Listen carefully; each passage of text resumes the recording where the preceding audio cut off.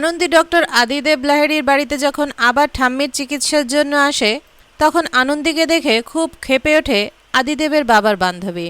সে আনন্দীর সামনে এসে দাঁড়ায় আর আদিদেবের মাকে বলতে থাকে, কালকে ওকে এ বাড়ি থেকে ঘাট ধাক্কা দিয়ে বের করে দেওয়া হয়েছিল, আজ ওকে এ বাড়িতে ঢোকার পারমিশন কে দিল? তুমি দিয়েছ?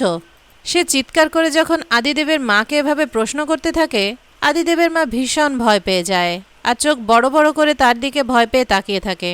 সেটা দেখে আনন্দী খুব অবাক হয়ে যায়। আনন্দী তখন তাকে বলে, কেন দিতে পারে না? উনি তো এ বাড়ির বড় ম্যাডাম। আনন্দীর এসব কথা শুনে মহিলাটি খুব ক্ষেপে ওঠে আনন্দীর ওপর আর চিৎকার করে শাট আপ বলে আনন্দীকে চড় মারতে যায়। আনন্দী তখন তার হাতটা চেপে ধরে। ভিডিওটি ভালো লাগলে লাইক দিন, কমেন্ট করুন আর প্রতিদিন সবার আগে সকল ধারাবাহিকের সঠিক আপডেট পেতে চ্যানেলটি সাবস্ক্রাইব করে সাথেই থাকুন।